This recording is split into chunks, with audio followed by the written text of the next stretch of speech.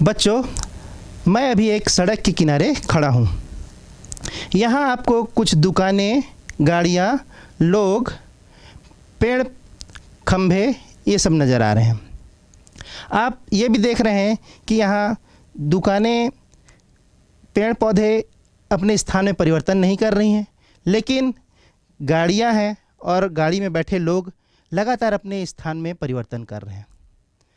तो जो वस्तुएं समय के साथ अपने स्थान में परिवर्तन नहीं करती, उन्हें हम कहते हैं कि वे विराम अवस्था में हैं, और जो वस्तुएं जैसे गाड़ी या फिर लोग समय के साथ अपने स्थान में परिवर्तन करते हैं, उसे हम कहते हैं कि वे गति की अवस्था में हैं। बच्चों, यह आवश्यक नहीं है कि जो वस्तु आपके लिए विराम अवस्था में है वह किसी दूसरे के लिए भी विराम अवस्था में हो। जैसे बच्चों, आप जानते ही हैं कि पृथ्वी सूर्य के चारों ओर लगातार परिक्रमा कर रही है। इसका क्या अर्थ हुआ? इसका यह अर्थ हुआ कि पृथ्वी में विद्यमान प्रत्येक वस्तु गतिशील है, चाहे वो पेड़ पौधे हो, चाहे गाड़ियाँ हो, चाहे चिड़िया हो। और अभी कुछ समय पहले हमने कहा कि पेड़ पौधे आपके लिए क्या है? विराम अवस्था में। लेकिन अगर हम ब्रह्मांड के दृष्टि से बात करें, ब्रह्मांड के सापेक्ष बात करें, तो प्रत्येक वस्तु क्या है? गतिशील है। आइए हम इस सापेक्षिक गति को दूसरे तरीके से समझने का प्रयास करते हैं। बच्चों, आप लोग ट्रेन में यात्रा करते होंगे। जब आप ट्रेन में यात्रा करते हैं तो आप क्या देखते हैं? आप देखते हैं कि आपके साथ जो यात्री बैठे हुए हैं और ट्रेन में जो पंखे लगे हुए हैं, बटन हैं, कुर्सियां हैं, ये सभी आपके लिए विराम अवस्था में होती हैं। लेकिन यदि ट्रेन के बाहर से कोई व्यक्ति आपको देखे तो उनके लिए आप और पूरी ट्रेन गति की अवस्था में होते हैं। इस प्रकार आपने देखा कि गति और विरामावस्था जो है वह निरपेक्ष नहीं होती, बल्कि किसी के सापेक्ष होती है। आइए बच्चों, गति को अब हम कुछ और दूसरे उदाहरण के माध्यम से समझें। यह तो हम जानते हैं कि हर पल हमारे आसपास विभिन्न वस्तुएं गति में हैं और हम स्वयं भी सदैव स्थिर नहीं रहते। गति अनेक क्रियाओं और परिवर्तनों का आधार है और इसके अध्ययन एवं विश्लेषण से अनेक बुनियादी सवालों का जवाब मिला है। उदाहरण के लिए, ऋतु परिवर्तन समझने के लिए हमें सूर्य के चारों ओर पृथ्वी कैसे गति करती है जानना जरूरी है। एक स्थान से दूसरे स्थान तक पहुंचने में किसी वाहन को कितना समय लगता है, यह भी गति की समझ दर्शाता है। गति में तभी है जब समय के साथ उसकी स्थिति में परिवर्तन होता है। पर क्या यह संभव है कि किसी व्यक्ति के लिए एक वस्तु गतिशील हो जबकि दूसरे के लिए वह स्थिर हो? जैसे यदि आप ट्रेन में बैठे हों तो आपको लगेगा कि अन्य बैठे यात्री स्थिर हैं और आप भी स्थिर हैं, किंतु ट्रेन के बाहर खड़े व्यक्ति के लिए ट्रेन और आप दोनों गति में हैं। यदि आप सड़क के किनारे खड़े हैं तो आसपास के पेड़ स्थिर दिखते हैं, पर यात्रा करते समय चलती बस से वे गतिशील प्रतीत होते हैं। वस्तु गति में है या स्थिर, इस पर निर्भर करता है कि अवलोकन कौन व कहां से कर रहा है। इस आधार पर हम कह सकते हैं कि कोई वस्तु गतिशील तब है जब किसी अवलोकन बिंदु के सापेक्ष उसकी स्थिति में समय के साथ नियमित परिवर्तन होता है।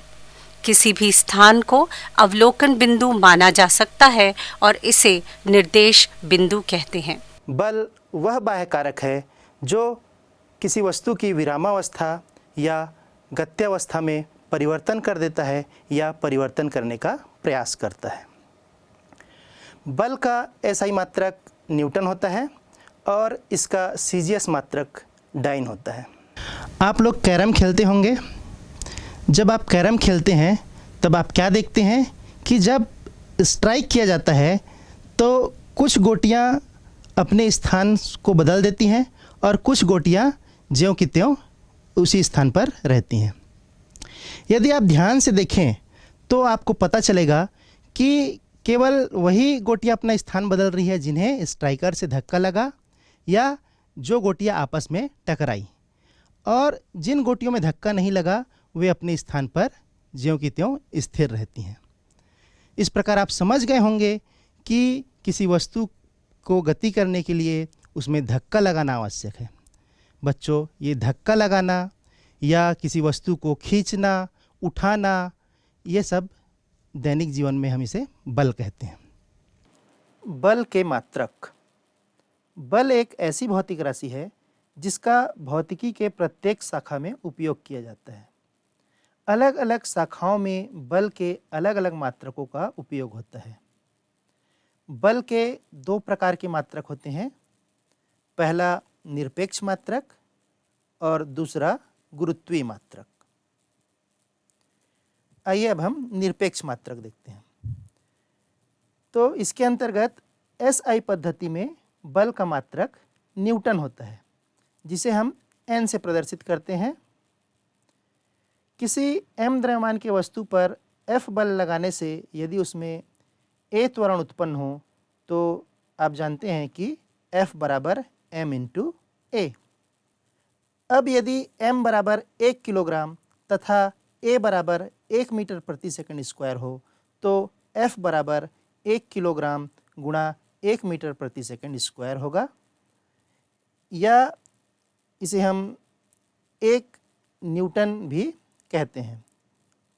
अर्थात 1 न्यूटन का बल वह बल है जो 1 किलोग्राम द्रव्यमान की वस्तु में आरोपित करने पर उसमें 1 मीटर प्रति सेकंड स्क्वायर का त्वरण उत्पन्न कर दे।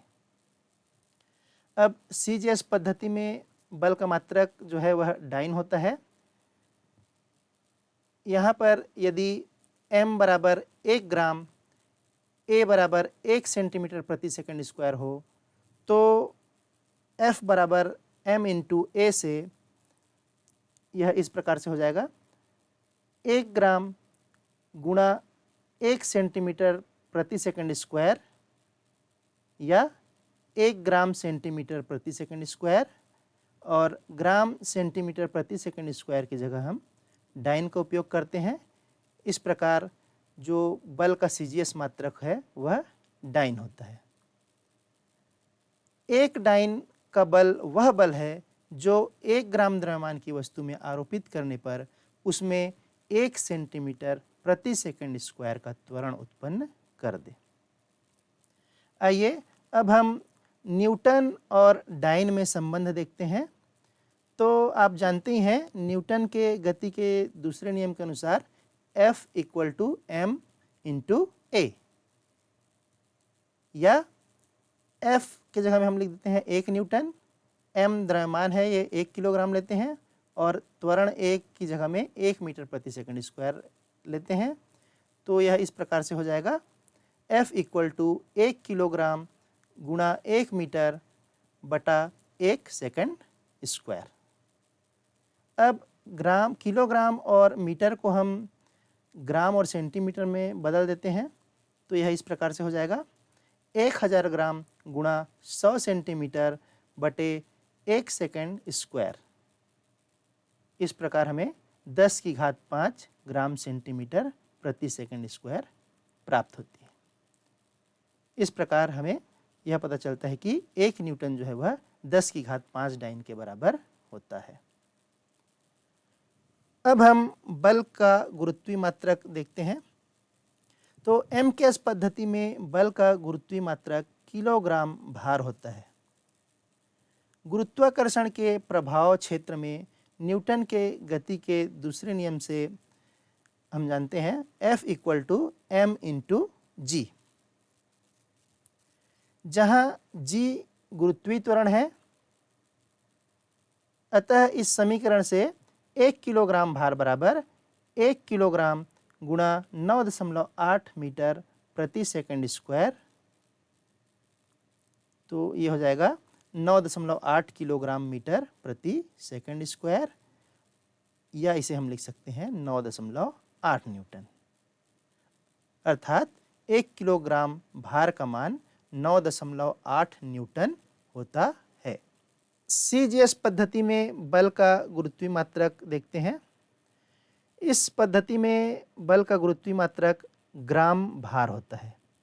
यदि m बराबर 1 ग्राम तथा g बराबर 981 सेंटीमीटर प्रति सेकंड स्क्वायर हो तब समीकरण F बराबर mg से इस प्रकार से हो जाएगा, 1 ग्राम भार बराबर 1 ग्राम गुणा 981 सेंटीमीटर प्रति सेकंड स्क्वायर या 981 ग्राम सेंटीमीटर प्रति सेकंड स्क्वायर, या इसे हम लिख सकते हैं 981 डाइन।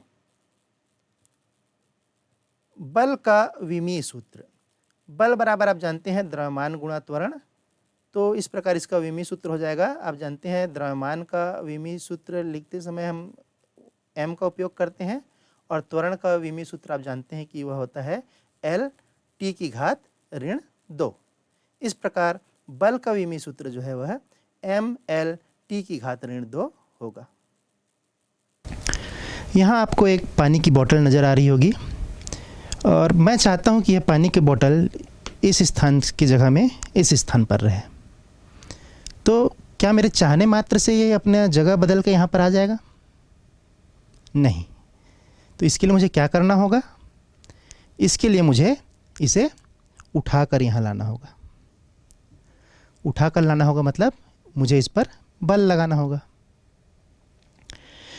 आपको यहाँ पर एक बॉल भी दिख रही है और इस बॉल को मैं चाहता हूँ कि मैं इस पर गति प्रदान करूँ और वो इस स्थान पर रुके। तो इस स्थान पर रोकने के लिए मुझे क्या करना होगा? देखिए, तो इस स्थान पर रोकने के लिए भी मुझे क्या करना पड़ा? यहाँ पर बल लगाना पड़ा। क्या बिना बल लगाए रुक सकती थी? नहीं रुक सकती थी, है ना। मगर आप में से कुछ लोग सोच रहे होंगे कि ये बिना बल लगाए भी रुक सकती है, जैसे कि ये देखिए बिना बल लगाए रुक गई। तो ऐसा नहीं है, कोई भी गतिशील वस्तु जो है बिना बल लगाए नहीं रुकती। यहाँ पर भी यह एक बल के कारण रुकी है जिसे हम घर्षण बल कहते हैं। तो इस प्रकार आपने जाना कि कोई भी वस्तु जो है अपने स्थान में खुद से परिवर्तन नहीं करती है, या यदि कोई वस्तु गतिशील है तो वह अपने आप नहीं रुक जाती है। तो बच्चों, किसी वस्तु के इस गुण को हम जड़त्व के नाम से जानते हैं। जड़त्व किसी वस्तु का वह गुण है जो अपनी स्थिति में होने वाले परिवर्तन का विरोध करता है। बच्चों, वस्तु का जड़त्व उसके द्रव्यमान से किस प्रकार संबंधित है, इसे हम एक प्रयोग के माध्यम से समझेंगे। इसके लिए हमने 2 पानी के बोतल लिए हुए हैं, जिसमें से एक खाली है और दूसरी पानी से भरी हुई है। पहले हम खाली बोतल को प्लास्टिक की बाल से गिराने का प्रयास करते हैं। अरे, ये बोतल तो गिर गई। अब हम पानी से भरे बोतल को रखकर बाल से गिराने का प्रयास करते हैं। इस बार बोतल नहीं गिरी। इस प्रकार हमने देखा खाली बोतल का द्रव्यमान कम होने के कारण उसका जड़त्व कम है और भरी बोतल का द्रव्यमान अधिक होने के कारण उसका जड़त्व भी अधिक है।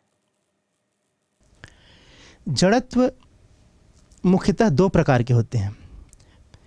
इसमें पहला है विराम का जड़त्व और दूसरा गति का जड़त्व। विराम का जड़त्व जो है वह किसी वस्तु का वह गुण है जिसके कारण यदि कोई वस्तु विराम अवस्था में है तो वह तब तक विराम अवस्था में रहेगी जब तक उस पर बाह्य बल ना लगाए। इसी प्रकार गति का जड़त्व से आशय यह है कि यदि कोई वस्तु गति की अवस्था में है तो वह तब तक गति करती रहेगी जब तक उस पर हम बाहर से बल न लगाएं। आइए अब विराम के जड़त्व और गति के जड़त्व को हम कुछ उदाहरण के माध्यम से समझें। अभी आपने देखा कि यदि कोई वस्तु विराम की अवस्था में है तो वह विराम की अवस्था में ही रहती है जब तक हम उस पर बाह्य बल न लगाएं। तो किसी वस्तु के इस गुण को हम विराम का जड़त्व कहते हैं। इसी प्रकार हमने देखा था कि यदि कोई वस्तु गति की अवस्था में होती है तो वह तब तक गति की अवस्था में होती है जब तक हम बाहर से बल न लगाएं। तो वस्तु के इस गुण को हम गति का जड़त्व कहते हैं। दैनिक जीवन में हम प्रतिदिन विराम के जड़त्व और गति के जड़त्व का उदाहरण देखते रहते हैं। आइए अब हम विराम के जड़त्व का दैनिक जीवन से संबंध देखें। बच्चों, आप लोग ऊंचे पेड़ से फल तोड़ते होंगे। यदि आपको पेड़ पर चढ़ना नहीं आता तब आप किस प्रकार फल तोड़ते हैं? तब आप पेड़ के तने को पकड़कर उसे जोर से हिलाते हैं और ऐसा करने से फल जो है नीचे गिर जाते हैं। तो पता है आपको कि ऐसा क्यों होता है? तो ऐसा विराम के जड़त्व के कारण होता है। जब आप पेड़ के तने को हिलाते हैं तो पेड़ की शाखाएं गति की अवस्था में आ जाती हैं, लेकिन जो फल है वह विराम के जड़त्व के कारण विराम अवस्था में ही रहते हैं, जिसके कारण जब आप उसे हिलाते हैं तो वो फल जो है नीचे गिर जाते हैं। आइए अब हम विराम के जड़त्व को दूसरे उदाहरण से समझें। आप लोग ट्रेन में यात्रा करते होंगे। क्या होता है जब खड़ी ट्रेन अचानक से चल पड़ती है? आप पीछे की ओर झुक जाते हैं। क्या आपको पता है ऐसा क्यों होता है? तो ऐसा विराम के जड़त्व के कारण होता है। शुरू में आप और ट्रेन विराम अवस्था में रहते हैं, लेकिन जब ट्रेन अचानक चलती है तब आपके शरीर का निचला हिस्सा जो ट्रेन के संपर्क में है वह ट्रेन के साथ गतिशील हो जाता है, लेकिन आपके शरीर का ऊपरी हिस्सा अभी भी विराम के जड़त्व के कारण स्थिर बना रहता है, जिसके कारण ट्रेन के अचानक चल पड़ने पर आप पीछे की ओर झुक जाते हैं। आइए अब हम विराम के जड़त्व को एक प्रयोग के माध्यम से देखें। इसके लिए हमें एक कांच का गिलास, एक सिक्का और एक कार्डबोर्ड चाहिए।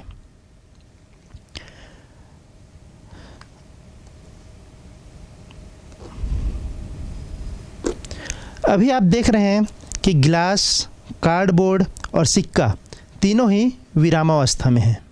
अब मैं इस पर बल लगाऊंगा। देखते हैं बल लगाने से इसमें क्या परिवर्तन होता है। आपने देखा कि जब मैंने इस पर बल लगाया तो यह गति की अवस्था में आ गया, लेकिन गिलास और सिक्का अभी भी विराम के जड़त्व के कारण विरामावस्था में ही रहे, जिसके कारण सिक्का गुरुत्व के कारण गिलास के अंदर गिर गया। आइए अब हम गति के जड़त्व का दैनिक जीवन से संबंध देखते हैं। जब आप ट्रेन में यात्रा कर रहे होते हैं और ट्रेन अपनी पूरी रफ्तार से चल रही होती है और अचानक ब्रेक लगता है, तब क्या होता है? तब आप सामने की ओर झुक जाते हैं। ऐसा क्यों होता है? तो ऐसा गति के जड़त्व के कारण होता है। शुरू में आप और ट्रेन एक समान वेग से गतिशील होते हैं, लेकिन जैसे ही ब्रेक लगता है, ब्रेक लगने से आपके शरीर का निचला हिस्सा जो ट्रेन के संपर्क में है वह विरामावस्था में आ जाता है, लेकिन आपके शरीर का ऊपरी हिस्सा अभी भी गति के जड़त्व के कारण गति की अवस्था में ही बने रहता है। इस कारण अचानक ब्रेक लगने पर आप आगे की ओर झुक जाते हैं। आइए अब हम गति के जड़त्व को दूसरे तरीके से समझने का प्रयास करें। आप लोगों ने देखा होगा कि जब कोई व्यक्ति चलते हुए बस से उतरता है तो वह बस की दिशा में ही कुछ दूर तक दौड़ लगाता है। वह ऐसा क्यों करता है और क्या होगा यदि वह बस की दिशा में दौड़ न लगाए? यदि वह बस की दिशा में दौड़ न लगाए तो वह बस की दिशा में ही गिर जाएगा। ऐसा क्यों होता है? तो ऐसा गति के जड़त्व के कारण होता है। जब कोई व्यक्ति बस से उतरता है तो जैसे ही उसके पैर जमीन पर पड़ते हैं वह विरामावस्था में आ जाता है, लेकिन गति के जड़त्व के कारण उसके शरीर का ऊपरी हिस्सा अभी भी गति की अवस्था में रहता है, जिसके कारण उसे बस की दिशा में ही कुछ दूर तक दौड़ लगानी होती है। अगर ऐसा वह नहीं करेगा तो वह अपना संतुलन खोकर गिर सकता है। बच्चों, विराम का जड़त्व और गति का जड़त्व आप बहुत ही अच्छे तरीके से समझ चुके हैं। इन दोनों नियमों को अगर मिला दें तो हमें न्यूटन के गति का प्रथम नियम मिल जाता है। न्यूटन के गति का प्रथम नियम विराम के जड़त्व और गति के जड़त्व का संयुक्त रूप है, इसलिए इसे हम जड़त्व के नियम के नाम से भी जानते हैं। इस नियम के अनुसार यदि कोई वस्तु विरामावस्था में है तो वह विरामावस्था में ही रहेगी, और यदि कोई वस्तु गति की अवस्था में है तो वह गति की ही अवस्था में रहेगी जब तक इनमें बाह्य बल न लगे। न्यूटन के गति का प्रथम नियम बल की गुणात्मक व्याख्या करता है, संवेग। बच्चों, किसी गतिशील वस्तु का संवेग उसके द्रव्यमान और उसके वेग पर निर्भर करता है। यह इस पर किस प्रकार से निर्भर करता है, आइए इसे हम एक क्रियाविधि के माध्यम से समझने का प्रयास करते हैं। हेलो बच्चों, आप देखो मेरे पास यहाँ पर क्या है, 2 बॉल। ये कौन सी बॉल है? टेनिस की। आप लोग इसे क्रिकेट खेलते हैं ना। और ये एक बॉल है मेरे पास लोहे की। मैं सोच रही हूँ कि यदि दोनों बॉल मेरे पैरों पर गिर जाए तो क्या होगा। इस टेनिस की बॉल का दर्द तो मैं सह लूँगी, पर अगर ये लोहे की बॉल मेरे पैर पर गिर जाए तो तय है कि मेरे पैर की हड्डी तो टूट जाएगी। ऐसा क्यों होता है? हमारे पास 2 अलग अलग द्रव्यमान की बॉल है। इनके गिरने से हमें चोट कम या ज़्यादा क्यों लगती है? इसे समझने के लिए हम क्यों ना इन्हें गिरा कर देखें। पर नहीं, मैं अपने पैरों पर तो इन्हें नहीं गिराने वाली। क्यों ना हम इसे एक ऐसी जगह पर गिराएं जहाँ पर हमें चोट भी ना लगे और इनके गिरने के प्रभाव को भी हम आसानी से देख सकें। तो चलिए हम इसे रेत पर गिरा कर देखते हैं। जब हम इसे रेत पर गिराएंगे तो हम इसके प्रभाव को आसानी से देख पाएंगे। शुरू करते हैं हम अपनी टेनिस बॉल से, और इसके लिए इसे किस ऊंचाई से गिराना है इसका प्रयोग के लिए आप देख सकते हैं इस रॉड में एक निशान हमने लगाया हुआ है। उस निशान से हम इसको गिराएंगे ताकि हमारी ऊंचाई में परिवर्तन ना हो। देखिए, इस मार्किंग की हुई जगह से हम यहाँ पर इसी ऊंचाई का प्रयोग करके इसे गिराते हैं। अरे, इसने तो बहुत ही छोटा सा गड्ढा किया है। चलिए हम इस गहराई को नापेंगे।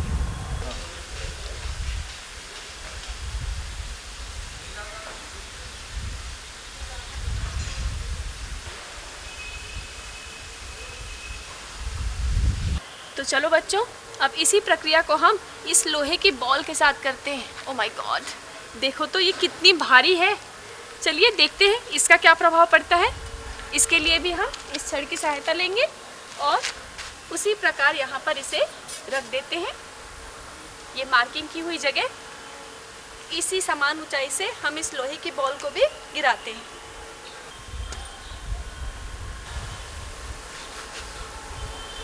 ये बॉल बाहर आ गई है। ठीक है, अब इस छड़ी की सहायता से हम इसे नाप लेते हैं। ये देखिए, ये मैंने इतना नापा है इसे, और इस गहराई के नाप को हम मार्कर से निशान लगा देते हैं। तो बच्चों, अभी हमने 2 अलग अलग भार की बॉल को रेत पर गिराकर देखा और रेत पर बनने वाली गहराइयों को नापा भी। टेनिस की बॉल से हमें जो गहराई प्राप्त हुई थी उसकी मार्किंग हमने यहाँ कर रखी है, और लोहे की बॉल से हमें इतनी गहराई प्राप्त हुई थी। इसे हम स्केल से नाप कर देख लेते हैं और इस अंतर को समझ पाएंगे। लोहे की बॉल से हमें रेत पर जो गहराई प्राप्त हुई थी उसका स्केल में हम मापन कर रहे हैं तो हमें मिल रहा है 9.7 सेंटीमीटर। इसके बाद अब हम नाप लेते हैं जो कि हमें टेनिस की बॉल के थ्रू प्राप्त हुआ था। टेनिस की बॉल के थ्रू हमें प्राप्त हुआ है 2.5 सेंटीमीटर। तो बच्चों, हमने यह देखा कि दोनों बॉल में से जिसका भार अधिक था उसका रेत में हमें गड्ढा भी अधिक बड़ा प्राप्त हुआ। ऐसा क्यों होता है? क्योंकि किसी भी वस्तु का द्रव्यमान जो होता है वो उसके संवेग को प्रभावित करता है। जिस वस्तु का द्रव्यमान अधिक होता है उसका संवेग भी अधिक मिलता है। इसलिए हमें अधिक भार वाली बॉल से रेत में अधिक बड़ा गड्ढा प्राप्त हुआ था। तो बच्चों, हमने देखा कि जब हमने अलग अलग द्रव्यमान की 2 वस्तुओं को समान ऊंचाई से रेत पर गिराया तो उसका प्रभाव अलग अलग था। हमें रेत पर अलग अलग गहराई के गड्ढे प्राप्त हुए, जिसका कारण उनके संवेगों में परिवर्तन था। चलिए अब हम इस प्रक्रिया को एक ही वस्तु को लेकर करते हैं, लेकिन इस बार हम उसकी ऊंचाई अलग अलग लेंगे। हम इसे अलग अलग ऊंचाइयों से रेत पर गिराएंगे, क्योंकि अब वस्तु एक ही होने के कारण हमारा द्रव्यमान समान रहेगा। इसे हम फिर से इस तरीके से देखिए, हमने यहाँ 2 जगह मार्किंग की हुई है, एक मार्किंग यहाँ पर और एक यहाँ पर। एक बार हम इस बॉल को इस ऊंचाई से गिराएंगे और दूसरी बार इस ऊंचाई से, और उसका मापन कर लेंगे। देखते हैं, सर्वप्रथम मैं इसे इस ऊंचाई से गिरा रही हूँ। चलिए, बिल्कुल पहले की तरह हमें यहाँ पर भी बहुत बड़ा गड्ढा प्राप्त हुआ है और ये बॉल आधी धंस गई है। इसे निकाल लेते हैं ऐसा। और अब हम पिछली प्रक्रिया की जैसे इस छड़ी का उपयोग करके इसमें मार्किंग कर लेंगे। देखिए, इस गड्ढे को मुझे इसकी इतनी गहराई प्राप्त हुई है और इसे मैं इस मार्कर की सहायता से निशान लगा दे रही हूँ। ठीक है, अब इसे हम स्केल से देख लेते हैं कि हमें कितना गहरा जो गड्ढा है वो प्राप्त हुआ है। तो पहली ऊंचाई से जो हमने डाला उसमें हमें गड्ढे की गहराई मिल रही है 8.7 सेंटीमीटर। अब इस प्रक्रिया को दूसरी बार करेंगे और अब की बार हम जो ऊंचाई लेंगे वो ऊंचाई होगी इसी पाइप में। ये जो मार्किंग हमने की हुई है, ये इससे हम इस बॉल को फिर से गिराएंगे। अब दूसरी जगह पे कर लेते हैं इसको। इस ऊंचाई से मैं इसे गिरा रही हूँ।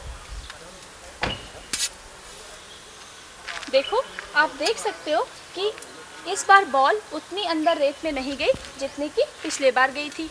इसका मतलब हमें जो गड्ढा इस बार प्राप्त हुआ है वो पहले की तुलना में थोड़ा कम गहरा है। चलिए, इसका भी हम मापन करेंगे। पहले बॉल को हम यहाँ से निकाल लेते हैं और अपनी छड़ी का उपयोग हम फिर से करते हैं।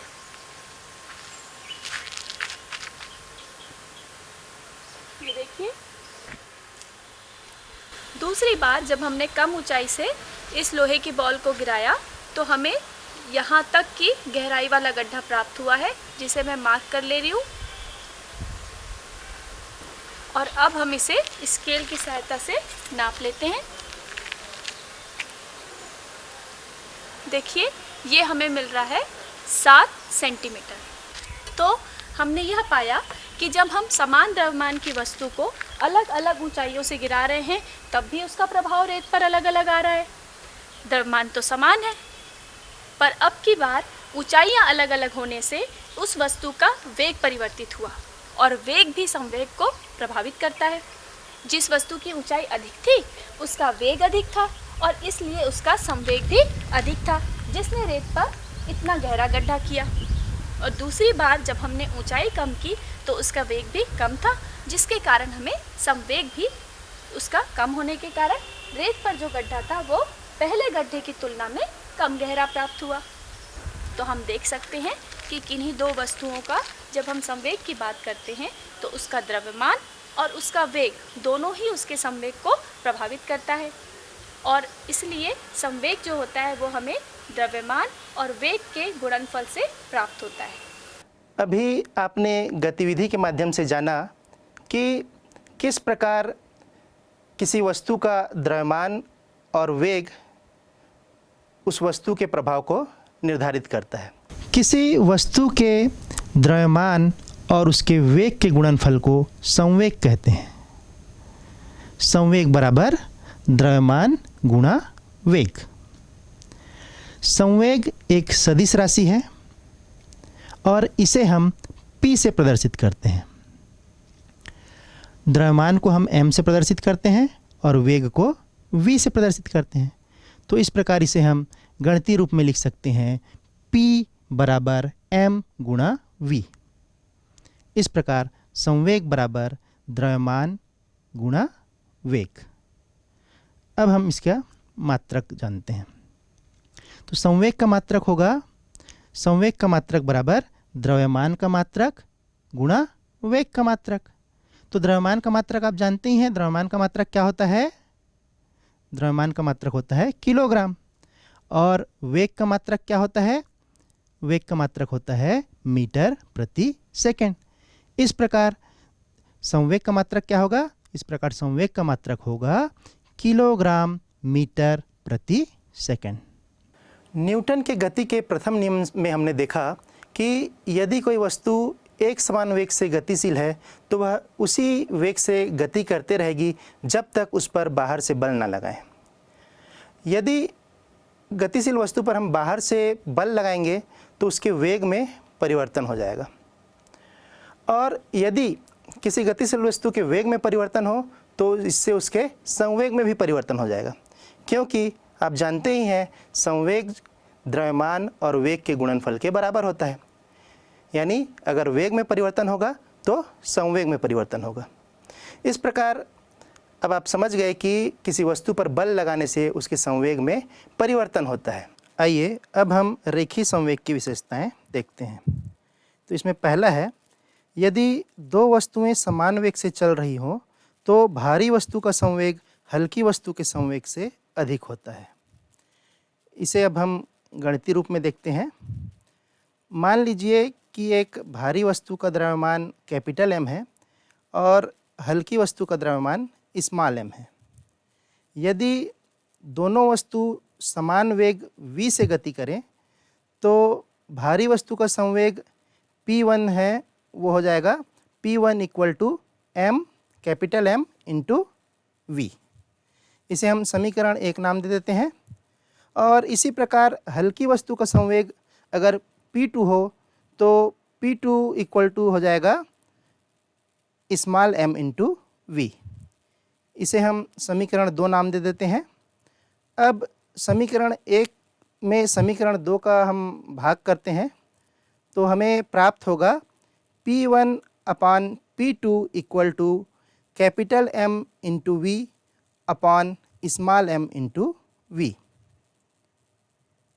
अब आप देख रहे हैं यहाँ पर वेग समान है, इसलिए ये जो दोनों वेग हैं, भारी वस्तु के संवेग में जो वेग है और हल्की वस्तु के संवेग में जो आप वेग देख रहे हैं, ये दोनों समान होने के कारण एक दूसरे को निरस्त कर देंगे, जिससे हमें ये इस प्रकार से प्राप्त होगा P1 upon P2 equal to capital M upon small m। इसे हम समीकरण 3 नाम दे देते हैं। अब यदि हम संवेग और द्रव्यमान के बीच ग्राफ खींचें तो वह आपको कुछ इस प्रकार से दिखाई देगा।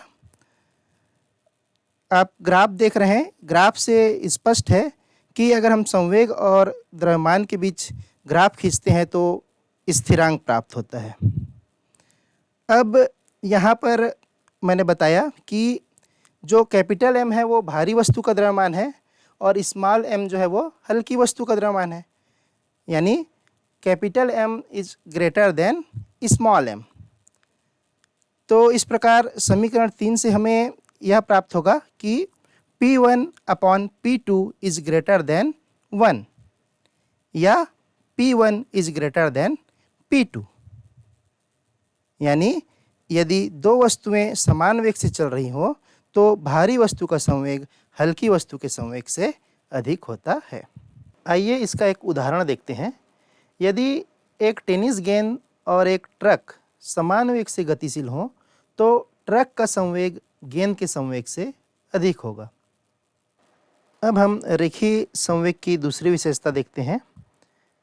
इसके अनुसार यदि दो वस्तुओं का संवेग एक समान हो तो हल्की वस्तु का वेग भारी वस्तु के वेग से अधिक होता है। अब हम इसे गणितीय रूप में देखते हैं। मान लीजिए कि भारी वस्तु का द्रव्यमान कैपिटल M और उसका वेग कैपिटल V है और हल्की वस्तु का द्रव्यमान स्मॉल m है और उसका वेग स्मॉल v है।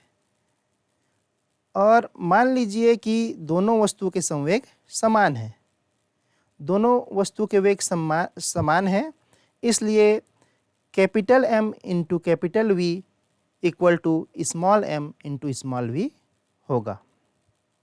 या इसे हम इस प्रकार से भी लिख सकते हैं, capital M upon small m equal to small v upon capital V। इसे हम समीकरण 4 का नाम दे देते हैं और इससे हमें यह पता चल रहा है कि समान रैखिक संवेग की वस्तुओं के द्रव्यमान उनके वेग के व्युत्क्रमानुपाती होते हैं। इसे हम ग्राफ के रूप में इस प्रकार दर्शा सकते हैं। आप देख रहे हैं यहाँ पर वेग और द्रव्यमान के बीच ग्राफ खींचने पर हमें एक कर्व प्राप्त हो रहा है, जो यह प्रदर्शित कर रहा है कि समान रैखिक संवेग की वस्तुओं के द्रव्यमान उनके वेग के व्युत्क्रमानुपाती होते हैं। अब आप जानते हैं कि कैपिटल M जो है वो भारी वस्तु है, यानी कैपिटल M जो है वो बड़ा होगा स्मॉल m से।